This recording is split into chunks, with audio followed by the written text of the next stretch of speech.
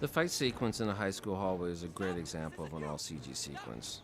Everything in this scene was created digitally, including the characters and the environment, and as a result, gives us lots of opportunities to do things that we normally couldn't do if we were working with pre-existing photography.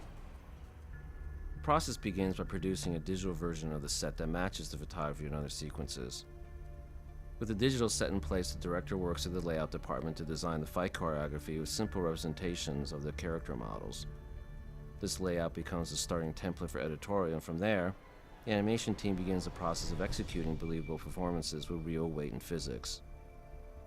The lizard is a massive creature with brute strength, while Spider-Man is light, quick, and agile. The physics of each character needs to be convincing, and we need to sell each of their relationships to gravity in a believable way. This kind of natural animation is tricky enough with one character, but combining two uniquely different characters in hand-to-hand combat is always a challenge. Not only are we dealing with the gross weight and physics, but fine details on a smaller scale as well. Notice the flexing muscles and the tendons under the skin.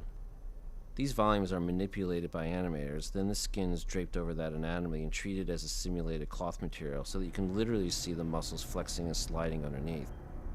The effects team studied lots of reptile references in order to duplicate the material properties of real lizard skin. It had to be loose and leathery, with enough resolution to wrinkle and fold in natural ways as the creature moves. Simulations are applied to the internal anatomy as well as the skin so that the volumes respond to external forces as well. Notice how the volumes jiggle and resonate at impact, and the collisions need to affect the environment also. A lot of destruction that you see, like damage to these lockers, were modeled and animated for a specific look, along with the damage to the walls, door jambs, and other props, all of which ground the action in a believable way. Once we've fleshed the environment out with these high-resolution models, further details are brought out in the surface rendering. The posters and flyers were hand-painted, and ID photos of ImageWorks team members were substituted for the class portraits. Lighting played a key role in grounding this scene in reality and was artistically directed to support the story points, one of which is a power outage that gave us opportunities for dramatic lighting.